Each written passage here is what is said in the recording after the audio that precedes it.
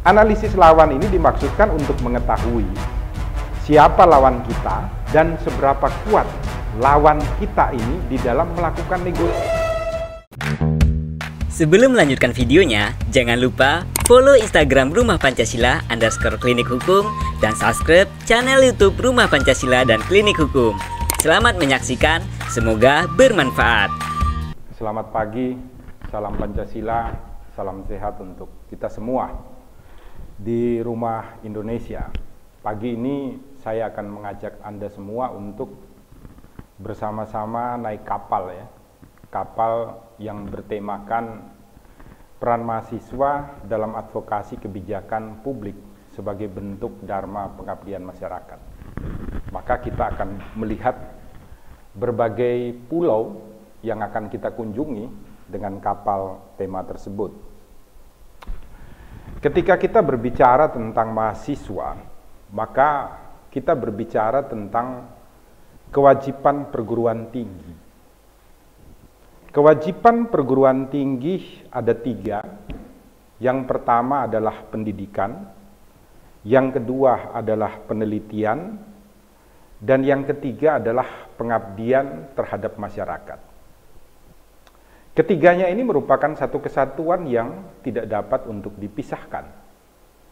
Seperti manusia dan jiwa dan juga dengan makanan. Menjadi satu kesatuan. Ketika kita berbicara tentang pendidikan, maka pendidikan ini memerlukan sebuah penelitian agar pembentukan nalar kita, mental kita, itu didasarkan pada hal-hal yang bersifat ilmiah, bukan sekedar insting. Sedangkan ketika kita berbicara tentang penelitian, maka penelitian ini memerlukan pendidikan agar segala pengamatan dan penemuan yang sekiranya menjadi ancaman bagi kemaslahatan, kesejahteraan atau kebaikan orang banyak akan dikekang melalui yang namanya etika. Tadi sudah disinggung oleh Pak Fajar. Semuanya nanti ini akan bermuara pada suatu pengabdian. Kepada siapa? Ya kepada masyarakat.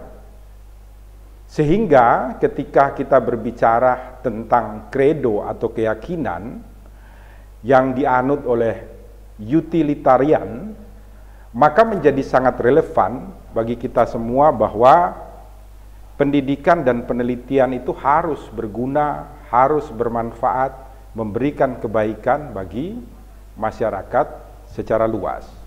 Itu poin pertama. Poin kedua, ketika dalam diskusi ini kita berbicara mengenai advokasi kebijakan publik, maka yang harus dilakukan oleh mahasiswa sebagai bentuk pengabdian mereka kepada masyarakat, maka advokasi itu harus dilandaskan pada perasaan wajib. Saya garis bawahi dan tebal, perasaan wajib, tanpa mengambil keuntungan eksternal. Keuntungan eksternal itu apa? Misalnya keuntungan nama baik, reputasi, keinginan dipuji dan lain sebagainya. Advokasi tidak menghendaki itu. Maka dengan kata lain, mahasiswa itu harus melakukan advokasi kebijakan publik didasarkan atas kewajiban demi kewajiban itu sendiri. Atau kalau kita mengambil pendapat dari Immanuel Kant, maka yang berlaku adalah imperatif kategoris, bukan imperatif hipotesis. Kenapa demikian? Karena imperatif hipotesis itu adalah melakukan kewajiban demi tujuan tertentu di luar kewajiban. Nah, dengan demikian maka advokasi ketika dilakukan dengan tema imperatif hipotesis, maka semangatnya itu akan cepat memudar dan akhirnya hilang. Karena hanya sesaat untuk mendapatkan nama, mendapatkan simpati, pujian, dan lain sebagainya. Sebagai contoh ya, saya ingin memberikan contoh guru ya. Guru honorer yang umpamanya setiap bulan dia hanya menerima gaji Rp300.000 selama bertahun-tahun.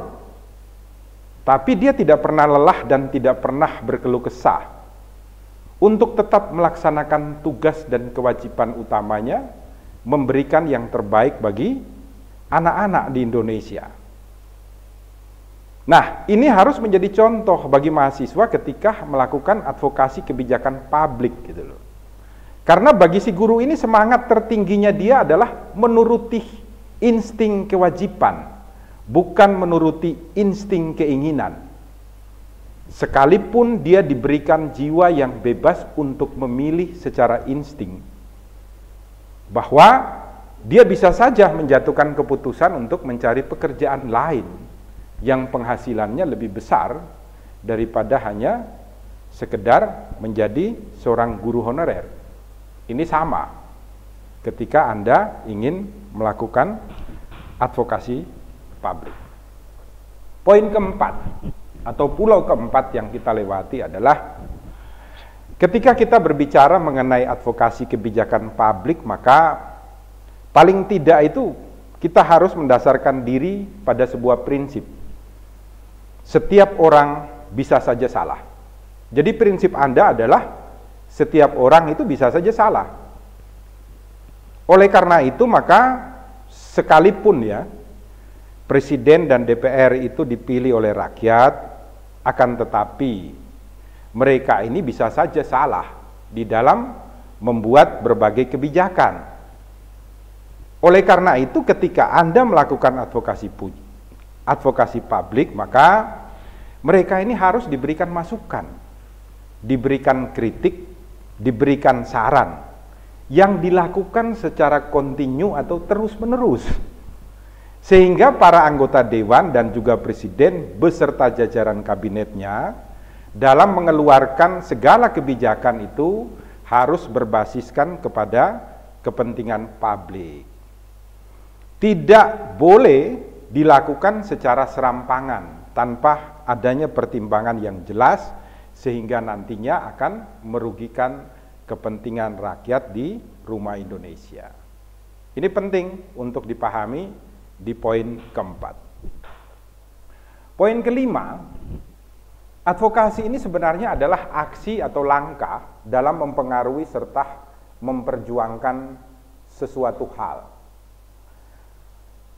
yang bila ditarik ke hal yang umum, maka advokasi ini merupakan aksi memperjuangkan kepentingan masyarakat dalam hal mendesak serta mempengaruhi perubahan dalam kebijakan publik secara bertahap dan lebih maju, di mana tujuan daripada advokasi ini adalah agar terjadi perubahan kebijakan publik maupun pola pikir masyarakat. Ini penting. Jadi bukan hanya sekedar perubahan yang terjadi di dalam kebijakan yang dikeluarkan bagi kita semua, tetapi sekaligus mampu untuk merubah pola pikir masyarakat bahwa mereka itu dapat mandiri dalam mengawal isu, mereka juga agar dapat menyadari ketimpangan dan diskriminasi yang terjadi pada diri mereka dan lingkungan sekitarnya. Oleh karena itu, advokasi ini dimaksudkan untuk menjaga hak individu maupun hak masyarakat, agar kekuasaan tidak melakukan kesewenang-wenangan terhadap individu maupun masyarakat. Contohnya banyak ya, seperti umpamanya perintah untuk vaksin itu terjadi kesewenang-wenangan, sehingga akhirnya dikeluarkan aturan yang saat ini sedang di judicial review oleh salah satu orang di Jawa Barat, karena ada aturan kalau tidak vaksin tidak boleh menerima bansos. Kalau mendasarkan diri pada Pancasila dan Undang-Undang Dasar 45, hal ini tidak boleh terjadi. Karena kewajiban utama perintah Pancasila dan Undang-Undang Dasar adalah merawat orang-orang yang tidak mampu untuk hidup di rumah Indonesia. Oleh karena itu, secara psikologis ya, di seantero manapun mempunyai pola kebiasaan yang sama, yaitu kekuasaan itu selalu cenderung untuk manipulatif. Maka perlu hadirnya adanya advokasi publik.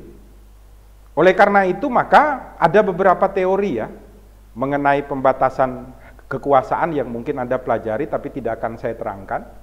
Seperti teori moral, kemudian teori undang-undang, kemudian teori trias politika maupun teori waktu. Ini adalah teori-teori tentang pembatasan kekuasaan. Poin keenam, biasanya itu advokasi itu dilakukan melalui dua jalur, yaitu jalur litigasi dan jalur non-litigasi. Tadi sudah disampaikan pula oleh Pak Fajar, tapi saya ingin memperdalam Anda bersama-sama untuk merenung tentang jalur litigasi. Jalur litigasi ini merupakan bentuk advokasi di bidang hukum melalui peradilan yang biasanya dilakukan oleh orang-orang yang profesional di bidangnya karena mereka memiliki izin di bidang hukum. Yaitu siapa? Pengacara atau penasihat hukum atau sering kita sebut lawyer. Nah, pengawalan kasus dari jalur litigasi ini dapat berupa pembelaan hukum, judicial review, legal opinion, maupun counter legal draft. Ini dilakukan oleh siapa? Oleh penasihat hukum atau seorang lawyer atau pengacara. Melalui jalur litigasi, suatu kasus itu bisa mendapatkan sebuah kepastian hukum. Tetapi di sisi lain tidak jarang ada yang disusupi oleh kepentingan-kepentingan tertentu. Ini juga perlu Anda ketahui dan pelajari fakta di lapangannya seperti itu. Penguasaan terhadap jalur litigasi ini biasanya dimulai dengan penguasaan yang pertama adalah hukum acara. Ini penting. Jadi Anda harus belajar tentang hukum acara. Ini merupakan suatu kewajiban bagi seorang pengacara atau penasihat hukum atau lawyer nantinya untuk memahami hukum acara. Sehingga ketika ada pihak yang tidak menjalankan hukum acara, maka terdapat dasar hukum serta argumentasi yang kuat untuk mengemukakan pembelaan, gugatan, serta hal-hal lain yang perlu dilakukan. Karena biasanya yang sering melakukan pelanggaran terhadap hukum acara, misalnya polisi, misalnya jaksa, dan lain sebagainya. Di sisi lain, penguasaan hukum material bersama teori-teorinya itu tidak kalah penting, agar nanti Anda semua mampu untuk menguraikan apakah benar si terperiksa melakukan perbuatan melawan hukum atau tidak di bidang umpamanya pidana. Apakah benar sebuah sengketa perdata didasarkan pada dalil-dalil yang bisa dibuktikan atau tidak, atau mungkin sengketa hukum tata negara ketika aturan-aturan kebijakan publik itu justru merugikan masyarakat atau individu masyarakat di rumah Indonesia. Meskipun demikian ya, penguasaan kemampuan seorang advokat itu tidak hanya penguasaan hukum acara, tetapi juga ada penguasaan di bidang lobby. Tadi sempat disinggung juga oleh Pak Fajar.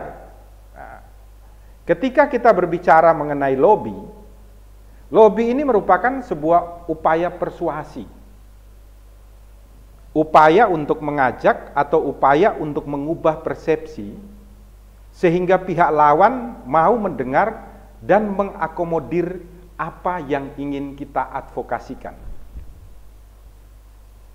Faktor yang menentukan keberhasilan lobby diantaranya adalah beberapa dekat hubungan kita, seberapa luas networking yang kita miliki, seberapa besar pengaruh kita dan bagaimana upaya kita dalam meyakinkan lawan yang kita hadapi. Memang siapapun ini dapat melakukan lobby, tetapi keberhasilannya itu hanya dapat ditentukan dengan sebuah kesiapan yang kita susun dan upaya yang kita lakukan di lapangan. Lobby ini bersifat tidak formal ya, berbeda dengan negosiasi yang bersifat formal. Lobby juga membutuhkan analisa, dan seringkali analisa ini terjadi secara spontan, yang harus segera direspon guna mendapat jawaban yang tepat. Jadi karena lobby ini dilakukan, situasi manusia bisa berubah, hari ini mungkin tepat, besok yang lebih tepat, atau lusa yang lebih tepat, Anda sendiri yang wajib untuk melakukannya. Maka ada beberapa analisa yang harus diperhatikan di dalam melakukan lobby. Yang pertama adalah analisa masalah. Masalah ada jika terjadi perbedaan antara harapan dan kenyataan, sehingga tentunya yang hadir adalah ketidaksesuaian. Nah, disinilah dilakukan analisis masalah, apakah dapat dilakukan dengan cara apa saja. Yang pertama adalah melalui riset awal. Cara analisis masalah itu adalah dengan melakukan riset awal, kemudian membaca laporan perkembangan. Dan yang ketiga, melakukan wawancara. Keempat, melakukan pembacaan terhadap hasil audit. Kemudian melakukan pemetaan tentang terjadinya konflik. Maka dalam melakukan analisis itu, masalah wajib mengetahui sumber masalahnya itu apa, pihak-pihak yang terlibat masalah, dan seberapa besar potensi masalah yang ada untuk Anda berikan advokasinya. Yang kedua adalah analisis situasi. Analisis situasi ini kenapa dilakukan? Karena situasi itu selalu unik, setiap saat, setiap waktu. Maka setiap situasi itu membutuhkan respon yang berbeda-beda. Kapan saya harus bicara, kapan saya harus mendengar, berbicaranya A atau B, semuanya harus dipersiapkan. Karena bisa berbeda-beda. Maka di dalam analisis situasi ini, analisis ini dilakukan secara holistik atau menyeluruh. Sehingga dapat dilakukan dengan memperhatikan kekuatan, kelemahan, peluang, dan tantangan yang ada terhadap hal yang akan Anda advokasikan. Kemudian yang ketiga adalah analisis lawan. Ini penting. Analisis lawan ini dimaksudkan untuk mengetahui siapa lawan kita dan seberapa kuat lawan kita ini di dalam melakukan negosiasi dengan kita. Posisi dari lawan negosiasi ini juga penting untuk diketahui. Misalnya apakah lawan kita ini penentu kebijakan atau bukan. Jangan-jangan orang yang saya hadapi ini bukan penentu kebijakannya gitu loh. Hanya sekedar kaki tangannya yang diutus. Ini Anda harus tahu.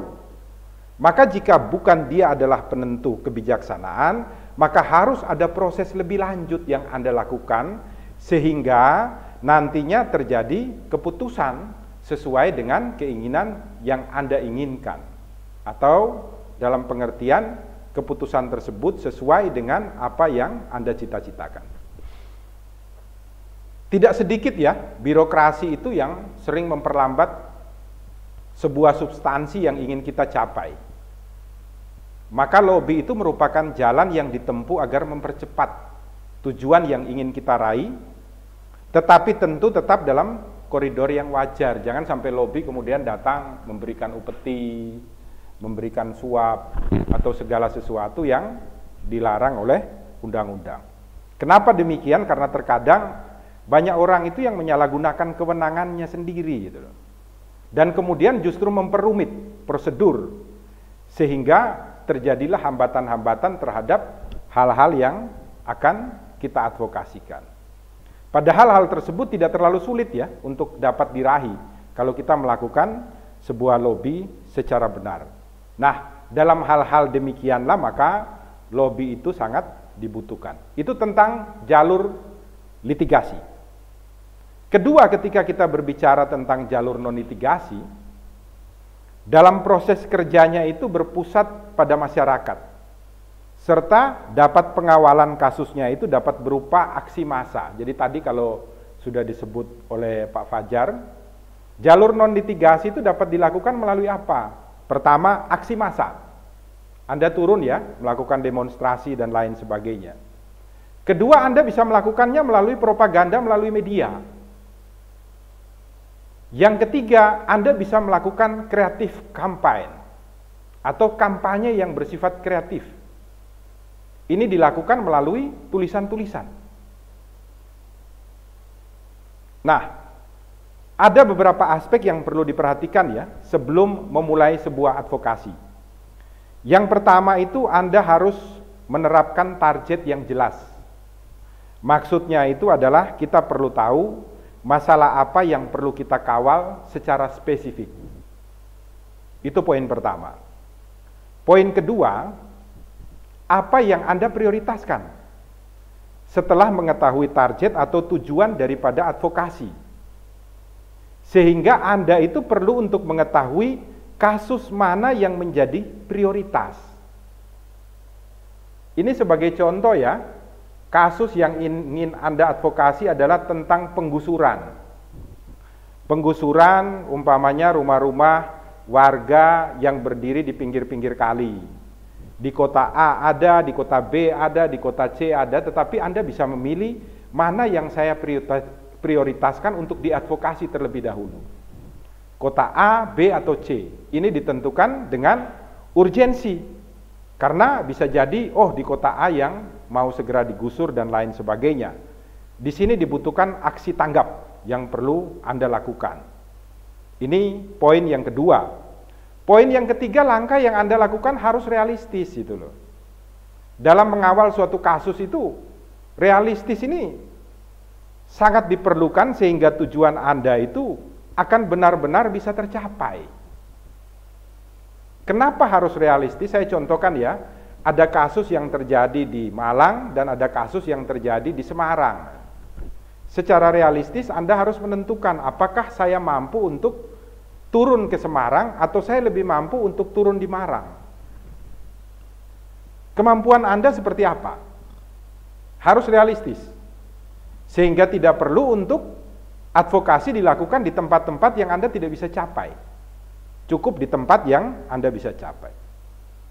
Yang keempat itu kita perlu untuk menetapkan batas waktu yang jelas ya, agar proses pengawalan yang kita lakukan di dalam menyusun program kerja itu dapat berlaku secara efisien dan tidak menghabiskan waktu yang sia-sia ketika Anda akan melakukan sebuah advokasi publik. Yang kelima itu yang biasanya dilupakan itu adalah dukungan logistik. Ini penting sekali ya. Logistik itu penting untuk menunjang gerakan-gerakan yang Anda lakukan. Sehingga nantinya itu dapat berlaku secara baik. Nah, ada beberapa strategi advokasi yang bisa Anda lakukan. Yang pertama adalah menentukan tujuan yang jelas.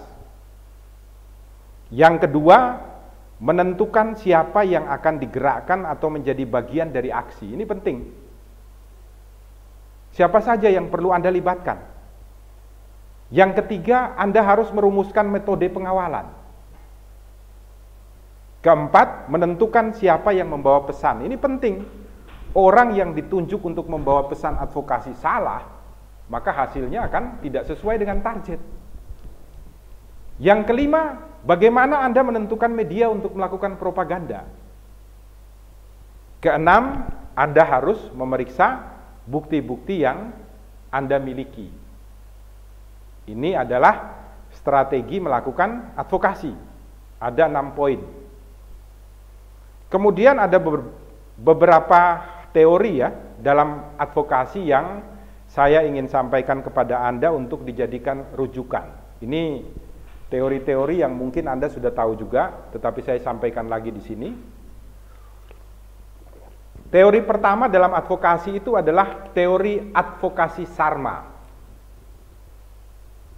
Ini adalah merupakan suatu tindakan individu, kolektif, atau organisasi masyarakat yang terorganisir, sistematik, dan berusaha untuk mempengaruhi pengambilan kebijakan agar lebih mempertimbangkan partisipasi masyarakat sipil dalam setiap kebijakan yang dilakukan.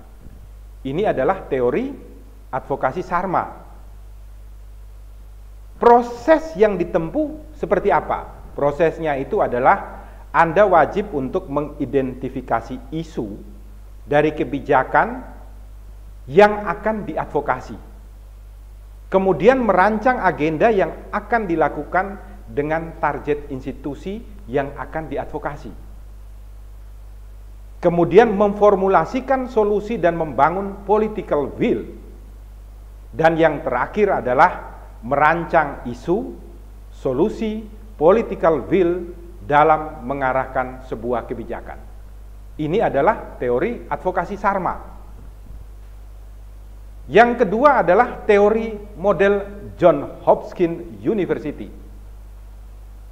Ini merupakan sebuah upaya untuk mempengaruhi kebijakan publik melalui berbagai macam bentuk komunikasi. Nah, Anda harus tahu ini.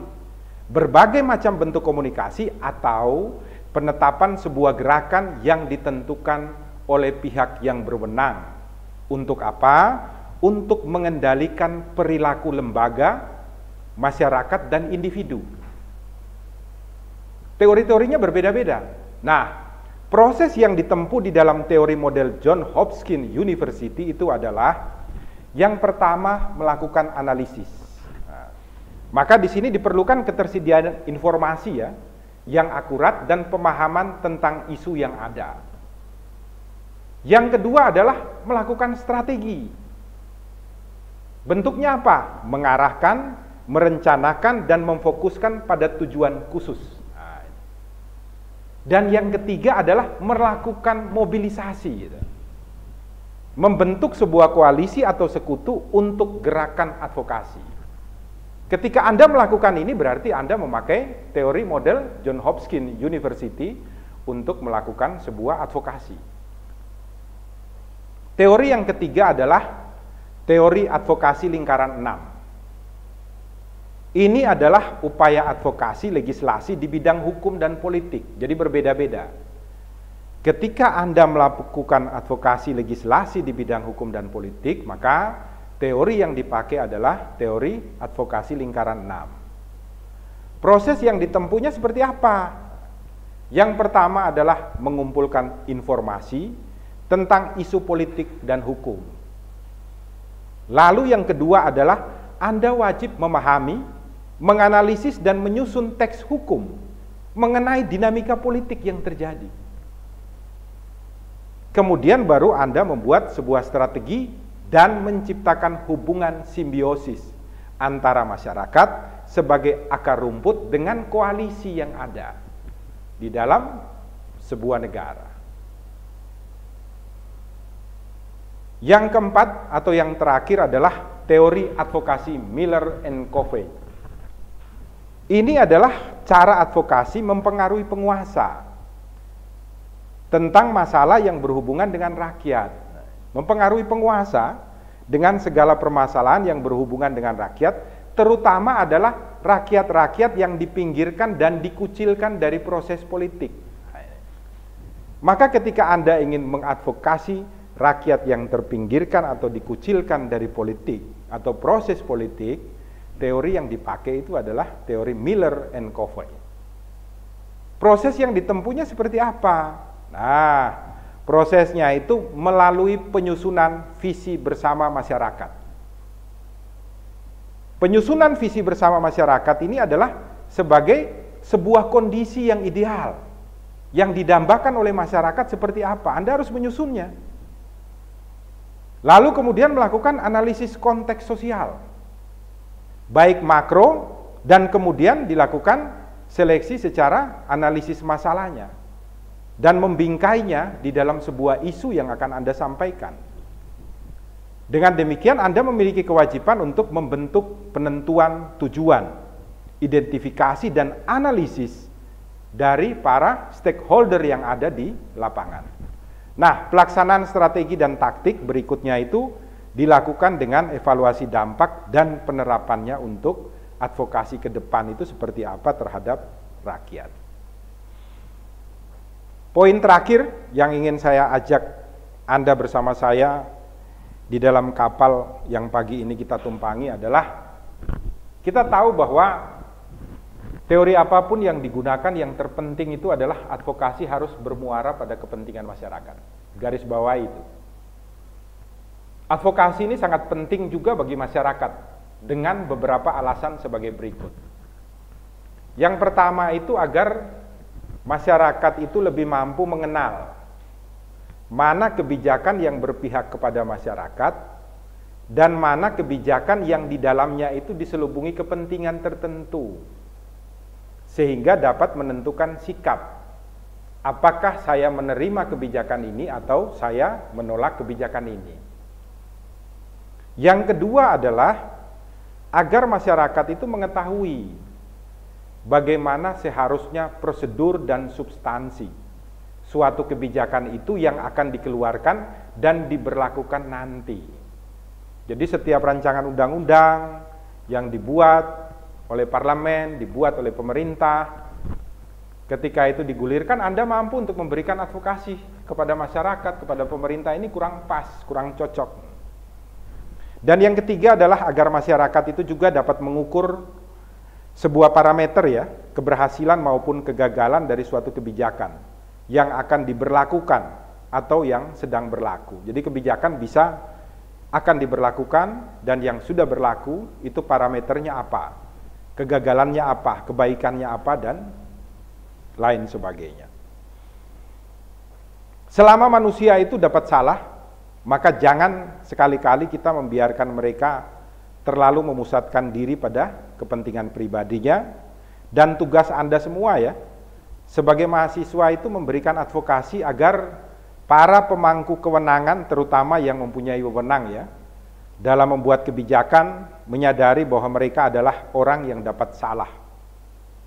Seperti bupati, wali kota, gubernur, kepala dinas, presiden, DPR, menteri, dan lain sebagainya. Oleh sebab itu, setiap kebijakan itu sebelum diterbitkan harus disertai dengan kritik, saran, dan perbaikan. Jadi setiap kebijakan itu harus disertai dengan kritik, saran, dan perbaikan demi terwujudnya suatu kemaslahatan, kesejahteraan, keadilan bagi kita semua yang berada di rumah Indonesia. Inilah bagaimana advokasi publik itu dilaksanakan oleh Anda semua sebagai orang-orang intelektual yang terpelajar di rumah Indonesia. Harapan saya, semoga Anda semua mampu nantinya menggunakan karunia Tuhan, otak Anda, dan terlebih-lebih hati nurani Anda, mampu untuk menjadi terang atau lentera Anda di dalam melakukan advokasi, sehingga orang-orang yang Anda tuntun, kemudian Anda arahkan, Anda bimbing ini, tidak terjerumus di dalam jurang-jurang kehancuran di rumah Indonesia. Karena advokasi itu harus mempertimbangkan kehadiran Anda, saya, kita semua, itu adalah dalam rangka menjaga rumah Indonesia ini tetap nyaman, aman, dan damai. Sehingga Anda perlu untuk memikirkan, kemudian berbicara, dan kemudian bertindak, itu bukan dalam rangka untuk menghancurkan pihak lain, kelompok lain, ataupun individu masyarakat lain, tetapi dalam rangka untuk menyatukan semuanya di dalam panduan hikmat dan kebijaksanaan. Sehingga kemaslahatan, ketentraman, keadilan sosial itu mampu terwujud di Indonesia. Itu dari saya, terima kasih. Salam Pancasila dan salam penegakan hukum.